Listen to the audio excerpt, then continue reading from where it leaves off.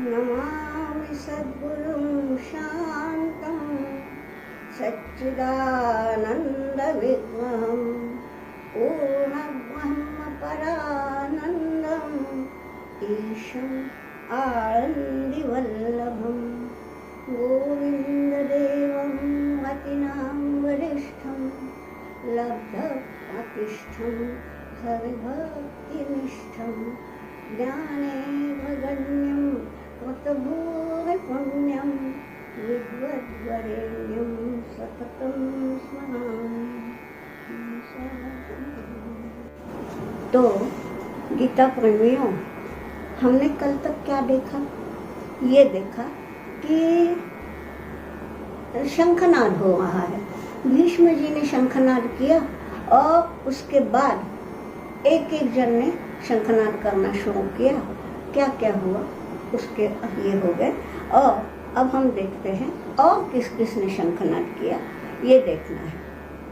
काश्यश्च परमेश्वरः शिखण्डी च महारथः धृष्टद्युम्नो विराटश्च सात्यकिश्चापराजितः द्रुपदो द्रौपदेयाश्च सर्वशः पृथिवीपते सौभद्रश्च महाबाहो शंखान् दद्मो पृथक् पृथक्। हमने 2 श्लोक लिए। क्यों लिए? क्योंकि यहाँ पर जो क्रियापद है वो यहाँ आया है, कुछ नहीं है इसमें। यहाँ ये बता दिया है कि और किस किस ने शंखनाद किया। देखिए कौन कौन है। काश्यश्च परमेश्वरः। काश्य, काश्य माने काशी के राजा, और उनके लिए विशेषण है परमेश्वरः। परमेश्वरः, ईश्वरः का मतलब है धनुष। ईश्व यानी बाण, बाण का आसन माने ईश्वास माने धनुष्य। तो परमेश्वरः माने जिसका महान महान बड़ा विशाल धनुष्य है। ऐसे काशी राज ने भी शंखनाद किया। शिखंडी च महारथः, महारथी शिखंडी ने किया, धृष्टद्युम्न ने किया, विराट ने किया, और सात्यकिश्च अपराजितः, और अपराजित सात्यकी ने भी किया। और द्रुपदो द्रौपदेयाश्च, द्रुपद आप जानते हैं द्रौपदी के पिता, और द्रौपदेय माने द्रौपदी के 5 पुत्र। ये सब लोगों ने शंखनाद किया। तो क्या हुआ? सर्वशः, सर्वशः यानी सारी दिशाओं से वो शंखनाद जो है वो गूंज उठा। और हाँ, और एक रहेगा सौभद्रश्च महाबाहु। सौभद्र माने सुभद्रा का पुत्र अभिमन्यु, इन्होंने भी शंखनाद किया और शंखान दद्मो पृथक् पृथक्। बस इतना ही है, केवल शंखनाद का ये है। फिर क्या हुआ? सघोषो धार्तराष्ट्राणां हृदयानि व्यदारयत् नभश्च पृथिवीं चैव तुमुलो व्यनुनादयन्। सघोषः, वो जो घोष था, वो जो शंखनाद था, वो धार्तराष्ट्राणां हृदयानि व्यदारयत्। सुनिए, यहाँ पे ध्यान देने लायक बात क्या है?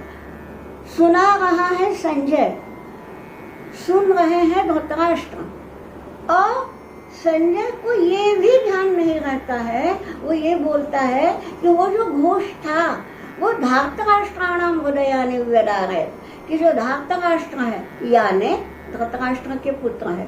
देखिए, सुना रहे हैं धृतराष्ट्र को ही, और ये कह रहे हैं कि धृतराष्ट्र के पुत्र जो है न कौरव है, उनके हृदयानि व्यदारयत्, उनके हृदयों को विदीर्ण कर दिया, माने उनके हृदयों की धड़कन बढ़ गई, वो भयभीत हो गए।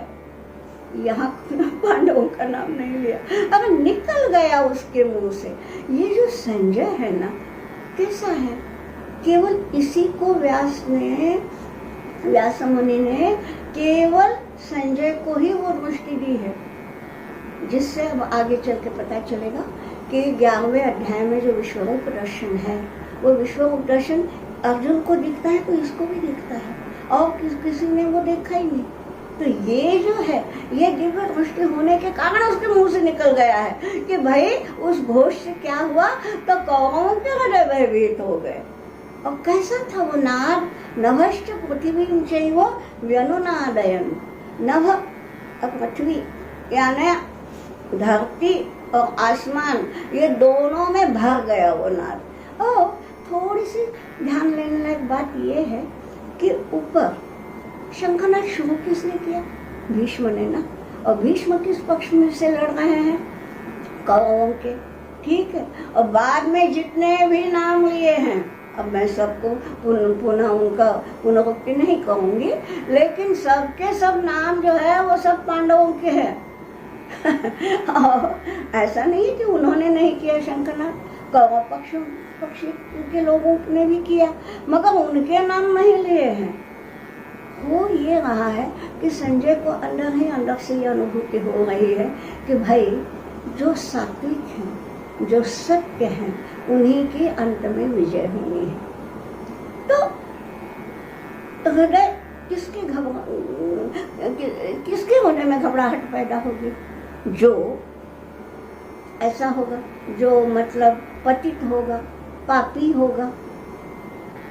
और एक बात है, जो पापी होता है ना, वो कभी भी निर्भय नहीं रह सकता। उसको कहीं ना कहीं उसके अंतरात्मा में वो एक अपराध बोध होता ही है, गिल्ट कॉन्शियस जिसको कहते हैं, वो होता ही है। और इसके लिए वो कभी भी निर्भय नहीं रह सकता। और ये लोग निर्भय हैं क्योंकि इनका पक्ष सत्य का है। तो इसलिए हृदयानि व्यदारयत्, किनके हृदय हो गए विदीर्ण? केवल उनके। ये यहाँ तक बोल दिया। और अब सुनिए, शुरू का जो श्लोक था उसमें धृतराष्ट्र ने पूछा था कि मामकः पांडवाश्चैव किम कुर्वत संजय, मेरे और पंडु के बेटे उन्होंने क्या किया? तो उसका उत्तर यहाँ तक आ गया कि भाई दुर्योधन ऐसे ऐसे गए, द्रोणाचार्य के पास ऐसे ऐसा बताया, उसके बाद ऐसा ऐसा शंखनाद हुआ, ये हुआ, इतना तक बता दिया। अब अगले श्लोक से गीता जो है, गीता क्यों प्रकट हुई? ये गीता है क्या आखिर? देखिए, पूरी दुनिया में किसी भी धर्म में और किसी भी दुनिया के किसी भी प्रदेश में ऐसा कोई धर्म ग्रंथ नहीं है जो युद्धभूमि पर बताया गया, केवल गीता है। क्यों? धर्म क्या है? निमित्त तो है अर्जुन का। थोड़ा सा सोचिए तो, क्या हम सब लोग अर्जुन के समान नहीं हैं? क्या हमारे मन में दिन रात कुछ युद्ध नहीं चलता? देखिए, अपने मन में देश के लिए कुछ करने की इच्छा है, सोचता है, कोई अच्छा आदमी है, देश प्रेमी है, तो सोचता है कि मैं सब कुछ निछावर कर दूं देश के लिए। उसी समय उसे याद आता है कि अरे मेरा परिवार भी है, मेरे यहाँ भी कर्तव्य है, मैं इनकी तरफ आँख नहीं मूंद सकता। तो हो क्या रहा है, मैं ये करूँ या वो करूँ, मैं माता पिता की सेवा करूँ या मेरे पत्नी को खुश रखूँ, यानी हर चीज में मैं केवल पैसा कमाऊं या पैसे के ऊपर वो छोड़ दे कि मैं केवल देशभक्ति करूं। ये हर एक के मन में ये युद्ध होता ही रहता है। मराठी में एक पंक्ति है, रात्रंदिनाम युद्धाचा प्रसंग, कि रात दिन हमारे भीतर एक युद्ध चलता है। तो ये बताइए कि हम लोग भी अर्जुन नहीं है क्या? और इसलिए ये जो गीता नामक ग्रंथ है, ये है हम सब अर्जुन की स्थिति में रहने वालों के लिए ये सब है। तो ये जो गीता प्रकट हुई है उसका कारण क्या है, ये अगले श्लोक से पता चलेगा। देखिए क्या है, अथ व्यवस्थितान् दृष्ट्वा धार्तराष्ट्रान् कपिध्वजः प्रवृत्ते शस्त्र संपाते धनुरुद्यम्य पांडवः ऋषिकेशं तदा वाक्यम इदमाह महीपते। संजय बोलता है कि हे महीपते, महीपति माने राजा, क्योंकि वो धृतराष्ट्र से बात कर रहा है इसलिए बताया है कि हे राजा। अथ, अथ कब आता है? देखिए, हम लोग जब लिखते हैं ना कुछ, तब जब नया पॉइंट आता है तो हम आज की भाषा को प्रयोग कर रही हूँ कि हम पैराग्राफ चेंज करते हैं, दूसरे परिच्छेद का प्रारंभ करते हैं, है ना। अब यहाँ ये तो शक्य नहीं है, ये दोनों तो बात कर रहे हैं, यहाँ परिच्छेद के कहाँ बात है, इसलिए जहाँ अथ होता है, अथ हमेशा प्रारंभ की सूचना देता है। तो मतलब एक नया पॉइंट है, एक नया बिंदु है, और इसलिए अब यहाँ पे अथ शब्द है। अथ व्यवस्थितान धार्तराष्ट्रान दृष्ट्वा, सब धार्तराष्ट्र यानी सब कौरव, उनको व्यवस्थितान दृष्ट्वा, वो व्यवस्थित है। व्यवस्थित है माने पूरे व्यूह रचना में युद्ध के लिए बिल्कुल तैयार बैठे नहीं, खड़े हैं। तो ऐसा व्यवस्थितान धार्तराष्ट्रान दृष्ट्वा, उनको देख करके कपिध्वज, कपिध्वज कौन है? अर्जुन। देखिए अर्जुन के बहुत से नाम हैं, यहाँ कपिध्वज ही क्यों बोला? इसका भी एक कारण है। एक बात बताऊं, ये गीता तो महाभारत का ही एक अंश है। भीष्म पर्व के ये 25 से लेके 42 तक के जो अध्याय हैं, 18 अध्याय, वही अध्याय गीता कहलाते हैं। तो ये जो 18 अध्याय हैं, ये बिल्कुल यानी दैवी अध्याय हैं। और इसीलिए अगर आपको मालूम होगा कि प्रस्थान त्रयी जो है, बहुत से लोगों को मालूम होगा, जो नए हैं या युवा पीढ़ी के हैं, शायद उन्होंने ना सुना हो, माफ़ कीजिए, मैं आपको आपके ज्ञान पर संशय नहीं ले रही, लेकिन हो सकता है कि मालूम ना हो तो बता दूं। प्रस्थान माने निकल पड़ना, प्रवास के लिए निकल पड़ना। अब ये प्रस्थान कहाँ का है? ये मोक्ष मार्ग के लिए निकलने वालों का प्रस्थान है, और उसके लिए प्रस्थान त्रयी यानी 3 ग्रंथ बोले गए हैं कि जिसे मोक्ष मार्ग पर चलना है उसने इन तीनों ग्रंथों का अध्ययन करना चाहिए। तो ये तीनों में गीता का समावेश है। उसमें भी एक मजे की बात है। बाकी 2 क्या है? उपनिषद है, ब्रह्मसूत्र है। अब उपनिषद ये तो श्रुति है, साक्षात श्रुति है, श्रुति यानी वेद वचन है।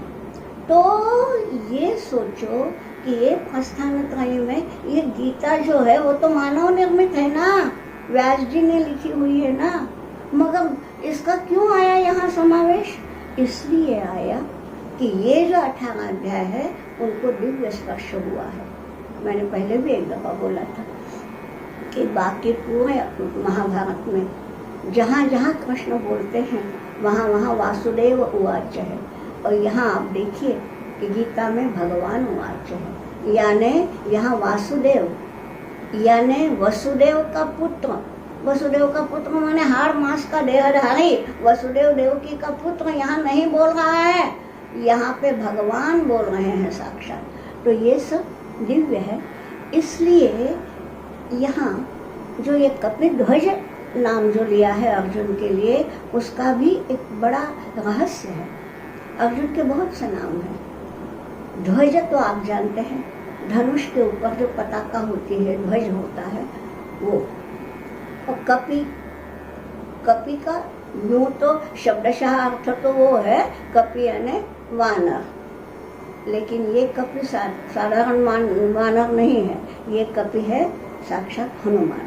और आपको मालूम होगा कि अर्जुन के रथ पर जो पताका फहरा रही है, वो जो पताका है उसके ऊपर हनुमान जी बैठे हुए हैं। आपने कभी चित्र देखा होगा उस रथ का, तो वो उसके पताका पे अर्जुन का श्री हनुमान का चित्र दिखा होगा। तो कपिध्वजः व्यवस्थितान धार्तराष्ट्रान दृष्ट्वा, सामने युद्ध के लिए तैयार सन्नद्ध खड़े हुए कौमों को देख करके कपिध्वजः इदम वाक्यम आह, ये वाक्य बोला। कौन सा वाक्य बोला वो आगे आएगा, लेकिन कैसा बोला? धनु उद्यम्य।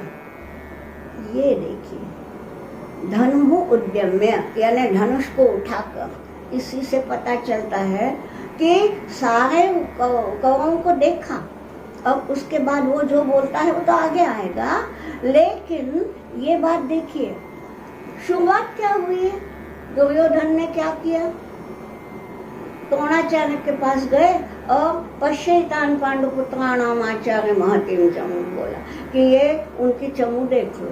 यानी दुर्योधन ने पांडवों की चमू देख ली तो उसके ऊपर जो क्या हुआ परिणाम वो देख लिया आपने। लेकिन अब कौरवों की चमू देखते ही साथ अर्जुन का हाथ गया है अपने गांडीव धनुष पर, धनु उद्यम्य, यानी उसके भीतर ललक है, उत्साह है, ये कोई डरपोक आदमी नहीं है। अर्जुन आगे चल के अर्जुन की जो अवस्था होगी उसमें लगेगा कि अरे ये तो भयभीत हो गया है, आगे ये शायद कल या परसों वो आएगा। लेकिन ये कायर नहीं है, भीरू नहीं है। वो क्या बोलता है तो आगे आएगा, वो प्रवृत्ते शस्त्र संपाते।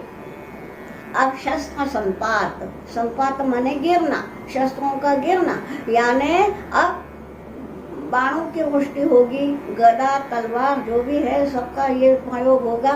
ये प्रवृत्त होने के समय पर पांडव धनु उद्यम्य, अपने धनुष को उठा के, यानी बड़े उत्साह के साथ ऋषिकेशम इदम वाक्य महा, ऋषिकेश को ये वाक्य बोला। अब क्या बोला वो आगे देखना है, मुझे केवल इतना ही बताना है कि दोनों की मनस्थिति का फर्क देखिए।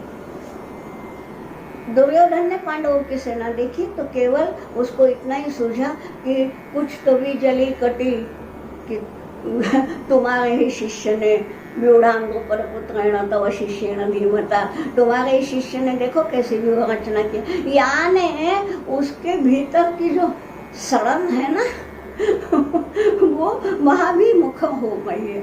और यहाँ देखिए वो देख लिया तो वो केवल ऋषिकेश को माने कृष्ण को कहते हैं, क्या कहते हैं, यही कि भाई सेनाओं में वो आगे आएगा कि दोनों सेनाओं के बीच में मेरा रथ खड़ा करो, ठीक है। और ये बोलते समय भी उसके मन में उत्साह है, धनुष हाथ में लिया है।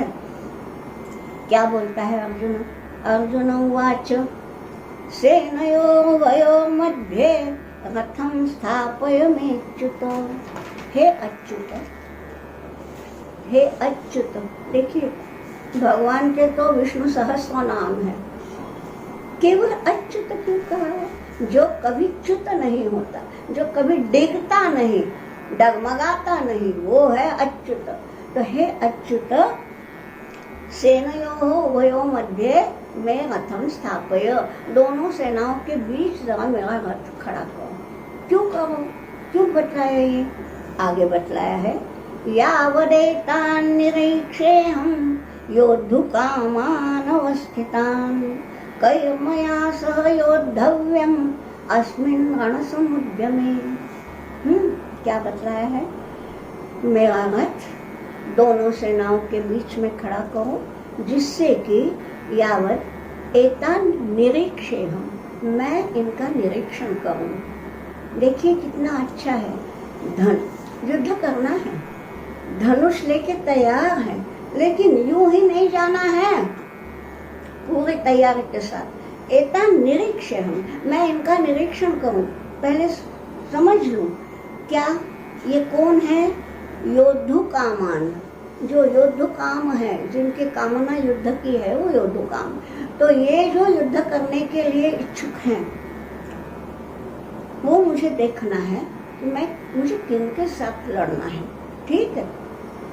कैर्मया सह योद्धव्यम अस्मिन् रणसमुद्यमे।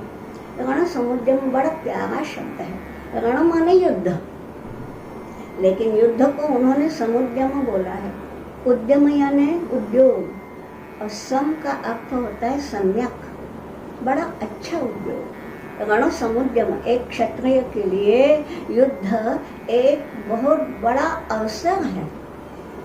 तो रण समुद्यम, इस युद्ध उपी उपक्रम जो अच्छा शुभ उपक्रम है, तो अस्मिन् रण समुद्यम में कई सह मया योद्धव्यम, मुझे किनके साथ लड़ना है। एतान निरीक्षेऽहं, एतान योद्धु कामान निरीक्षेऽहं, इनको ये जो युद्ध करने के लिए इच्छुक है, उनको मैं एक दफा निरीक्षण करूं कि मुझे किनके साथ लड़ना है। और इसलिए तुम जरा दोनों सेनाओं के बीच में मेरा रथ खड़ा करो। ठीक है। हाँ, अब आगे का देखिए क्या बतला है। योत्स्यमानान् अवेक्षेऽहं य एते समागताः धार्तराष्ट्रस्य दुर्बुद्धेर्युद्धे प्रियचिकीर्षवः। अहम ये एते अत्र समागताः, जो ये लोग यहाँ समागत है माने इकट्ठा हुए हैं, एकत्रित हुए हैं, उनको मैं योत्स्यमान माने जो लड़ेंगे, भविष्य काल है वो, कि जो लड़ेंगे, अभी तो युद्ध की शुरुआत नहीं हुई है ना, तो जो लड़ेंगे, लड़ने के हेतु जो यहाँ पे एकत्रित हुए हैं, उनको अवेक्षे हम।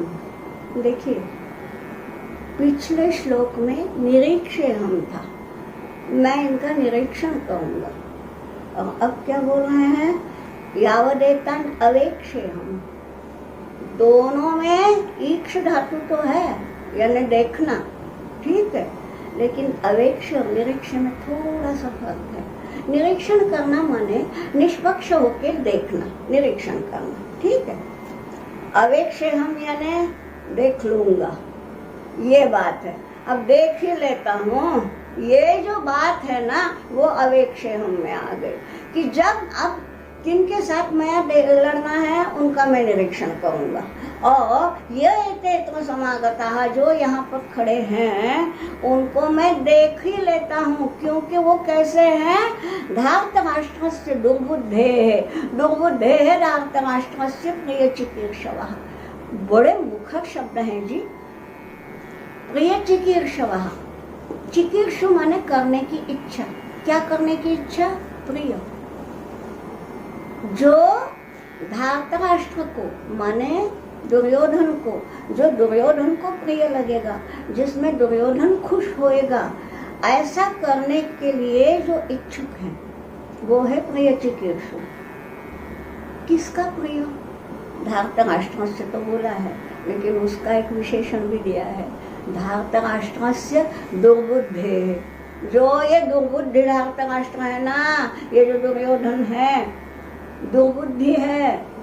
बोल दिया संजय ने, सुना रहा है धृतराष्ट्र को, उसके ही बेटे को दुर्बुद्धि भी बोल दिया, बोलता गया, क्योंकि ये है दिव्य स्पर्श हुआ है, उसको भान नहीं है, उसको ध्यान नहीं है कि हम क्या कह रहे हैं।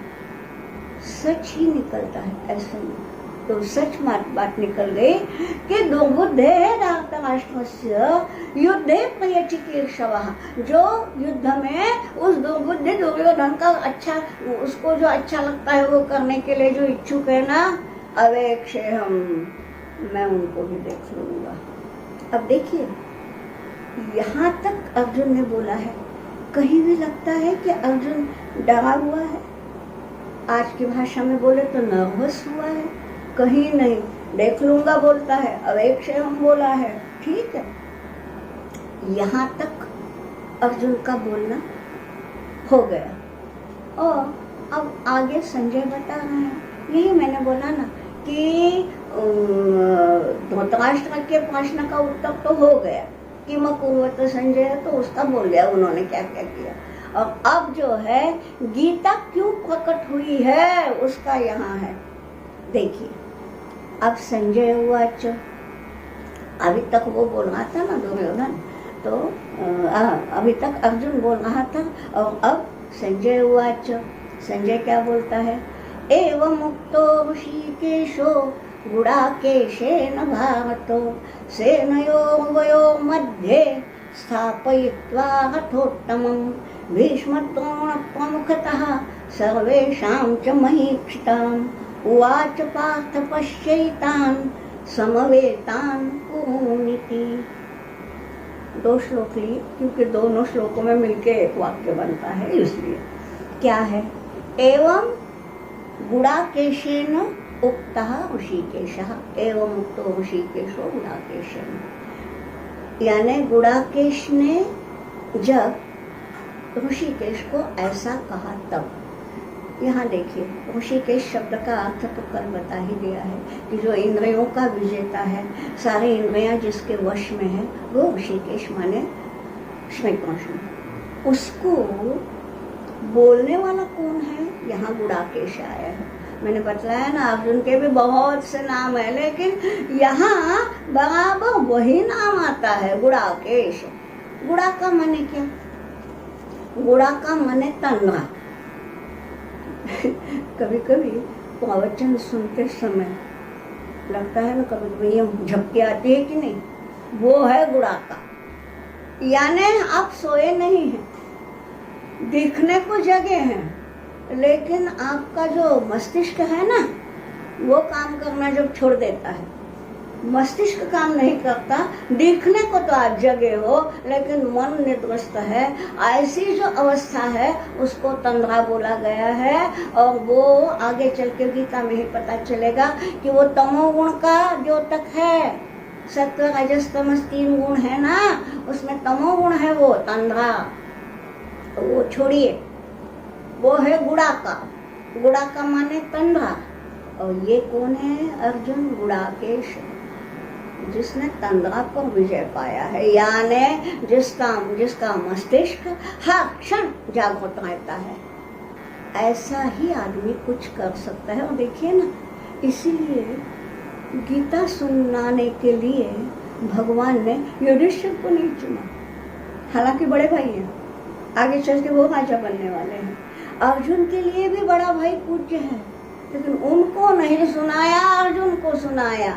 हमारे गुरु जी यानी परम पूज्य गोविंद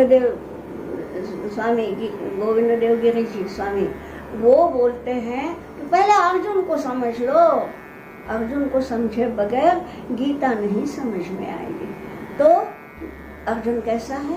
गुड़ाकेश है, हर क्षण जागृत। तो वो गुड़ाकेशेन एवं उक्तः ऋषिकेशः। गुड़ाकेश ने जब ऋषिकेश को माने भगवान को ऐसा कहा माने वही कि दोनों सेनाओं के बीच में मेरा रथ खड़ा करो। तो ऐसा बोलने के बाद सेनयोर्भयोर् मध्ये रथोत्तमं स्थापयित्वा, यानी दोनों सेनाओं के बीच में उस उत्तम रथ को स्थापित करके यानी खड़ा करके उवाच, तब वो बोला, श्री कृष्ण बोला, जैसे अर्जुन ने कहा वैसा उसने किया, रथ बीच में लेके आया और बाद में बोला। वो जो बोला तो आगे आएगा, लेकिन पहले उसके बीच की पंक्ति क्या है? भीष्म द्रोण प्रमुखतः सर्वेषां च महीक्षिताम्। भीष्म द्रोण ये जिनमें प्रमुख है, ऐसे सारे महीक्षित माने राजा लोग। बहुत लोग थे ना, अभी यहाँ आया ये काशी के राजा थे, पांचाल के राजा थे, मत्स्य देश के राजा थे, विराट थे, बहुत राजा थे। तो सर्वेषां च महीक्षिताम्, उन सारे राजाओं के, और जिसमें प्रमुख कौन है? भीष्म द्रोण। ये राजा नहीं है, लेकिन इन सब राजाओं के लिए भी जो प्रमुख है, उनके सामने, यहाँ सबको मालूम हो या ना हो इसलिए बता रही हूँ, संस्कृत भाषा की एक विशेषता है, यहाँ षष्ठी विभक्ति का प्रयोग है। ये क्यों होता है? यानी जब हम कुछ किसी की उपेक्षा करते हैं ना, तब षष्ठी। जैसे मान लीजिए आज की भाषा में बताऊं कि बच्चा रो रहा है कि माँ मत जाओ, तो भी माँ ऑफिस जाती है, ऑफिस जाना है बेचारे को। बच्चा बोल रहा है ना मत जाओ ना, लेकिन फिर उसको उसकी दादी माँ या जो भी हो वो अंदर ले जाती है। तो क्या हुआ? माँ गई, यानी क्या हुआ? बच्चे की उपेक्षा करके गई, है ना। ऐसे समय पर संस्कृत में षष्ठी आती है कि रोदतः अपि वत्सस्य, कि वो रो रहा था तो भी, ये बतलाना है, इसलिए षष्ठी है। यहाँ क्या बोला है कि सर्वेषां महीक्षिताम्, वो सब देख रहे थे तो भी, यानी थोड़ी सी उपेक्षा की भावना है। वस्तुतः क्या है, यहाँ ये दोनों सैन्य क्यों खड़े हैं? एक मेघ से उनको युद्ध करना है, और ये अपने क्षेत्र से बीच में आ गया, तो ये हक्का बक्का हो गए ना, ये चकित रह गए हैं। तो वो सब देखते ही रह गए, सर्वेश्याम च महीक्षिता, वो सब देख ही रहे हैं, भीष्म भी, द्रोण भी, और ये सब देख रहे हैं। तो भी उनके सामने स्थापयित्वा रथोत्तमम, उनके सामने दोनों सेनाओं के बीच में रथ खड़ा करके वो बोला, उवाच, कौन बोला? ये श्री कृष्ण बोला। क्या बोला? पार्थ पश्यितान समवेतान कुरु, हे पार्थ इन कुरुओं को देखो। बस अब इसके बाद से शुरू होता है, इस पूरे अध्याय का नाम है अर्जुन विषाद योग। ये पहला अध्याय जो है उसका नाम है अर्जुन विषाद योग। अब विषाद माने क्या? मन खिन्न होना, उदास होना। देखिए, हम या आप यदि विषण्ण होते हैं, यदि खिन्न या उदास होते हैं, तो वो योग नहीं कहलाता, उसको हम विकार कहेंगे कि हाँ भाई ये है ना, ये हमेशा इसकी तो रोनी सूरत है, ये तो होता रहता है, यानी उसको हम योगी नहीं कहेंगे। अर्जुन का विषाद भी योग बनता है। सोचने की बात है, ये क्यों विषाद योग बना है? क्योंकि आगे पता चलेगा कि अर्जुन जो है वो धर्म पालन करना चाहता है और इसलिए विषण्ण हुआ है। उसके सामने ये एक दुविधा है कि मैं लड़ूं या नहीं लड़ूं। अब आगे स्पष्ट हो जाएगा, लेकिन वो जो विषाद है, वो विषाद का प्रारंभ तो बाद में होगा, लेकिन वो क्यों हुआ विषाद, उसका कारण अगले श्लोक में दिया गया है। क्या हुआ? तत्रा पश्यत् स्थितान् पार्थ पितॄन् अथ पितामहान् आचार्यान् मातुलान् भ्रातॄन् पुत्रान् पौत्रान् सखींस्तथा। पार्थः अपश्यत्, पार्थ माने अर्जुन, अपश्यत् अर्जुन ने देखा। क्या देखा? तत्र। अब तत्र यानी वहां देखा। अब वहां का मतलब ये नहीं है कि कौरवों के सेना को या पांडवों के सेना को। अब युद्ध भूमि में वो दोनों पक्षों के बीच में खड़ा है, यहाँ भी नजर फैलाई, वहां भी नजर फैलाई। वहां देख क्या रहा है? पितॄन् पितामहान् आचार्यान् मातुलान् भ्रातॄन्, यानी यहाँ जो है वो सब कौन कौन है? पितॄन् शब्द का बहुवचन किया है, कुछ बुरा अर्थ मत लीजिए, पिता एक ही होता है, लेकिन बहुवचन इसलिए कि पिता और पिता सरोष, जैसे चाचा है, मामा है, पिता के मित्र हैं, वो भी अपने को पिता के सरोष होते हैं। तो वो जिनको मराठी में बड़ा एक अच्छा शब्द है वडील धारा, वडील यानी पिता, तो वडील धारा माने पिता के समान जो हैं। तो पितॄन् पितामहान्, पितामह तो एक ही है भीष्म, लेकिन भीष्म के जो उनके जो मित्र होंगे वो भी तो हैं। तो इसलिए पिता है, पितामह दोनों तरफ है, ये भी एक बात है। यहाँ भी है, कौरव पक्ष में भी, वहाँ भी है, क्योंकि देखिए शैब्य है, माने ये जो है ये भी सब बड़े हैं, गुरुजन है, वो पांडवों की तरफ है, तो वहाँ वो लोग वहाँ हैं। इसलिए आचार्यान, आचार्य जो है द्रोणाचार्य कृपाचार्य, वो तो यहाँ है। मातुलान, मातुल माने मामा। अब मामा यानी देखिए कुंती के भाई, वो तो इनकी तरफ है। गांधारी का भाई शकुनी उसकी तरफ है। अगर गांधारी का भाई भी तो मामा ही कहलाए ना। चाची का भाई या ताई का भाई भी अपना ही मामा होता है, जैसे माँ का भाई मामा है वैसे ये भी मामा है। तो यहाँ एक मामा है, यहाँ एक मामा है। ये क्या है? भ्रातॄन्, और भाई तो है ही है, चचेरा भाई है ये। पुत्रान, पुत्र माने यहाँ तो है ही सब, सौभद्र द्रौपदी यहाँ है। अब तो वहाँ भी तो दुर्योधन दुशासन के पुत्र हैं, वो भी तो बच्चे ही हैं अपने। पुत्रान पौत्रान सखीन, तो दोनों तरफ अपने ही लोग जब उसको दिखे। और किस किस को? अगला श्लोक देख लेते हैं। श्वशुरान, श्वशुरान सुहृदश्चैव सेनयोरुभयोरपि।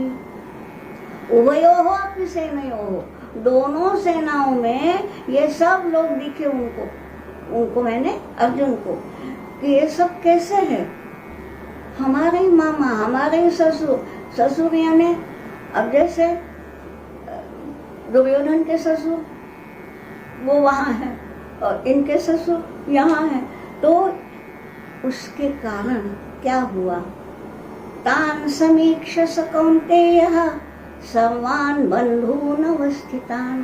तान समीक्ष, उनको देख करके, सर्वान् बंधून, सभी अपने ही बंधु बांधव है और ये दोनों तरफ फैले हुए हैं, उनको देख करके कृपया परया विष्टो विषीदन इदम अब्रवीत्। वो विषाद का शुरुआत है और वो विषाद में क्या बोला वो हम कल देखेंगे। तब तक के लिए अब हम विराम करते हैं। तो आज यही ये करेंगे, क्योंकि विषाद क्यों हुआ कि दोनों तरफ मेरे ही आप्तजन हैं, ये सोच के जो विषाद हुआ उसका प्रारंभ कल होगा। वसुदेव सुतं देवं कंस चाणूरमर्दनं देवकी परमानंदं कृष्णं वंदे जगद्गुरुं योगेशं सच्चिदानंदं वासुदेवं वजप्रियं धर्म संस्थापकं वीरं कृष्णं वंदे जगद्गुरुम्।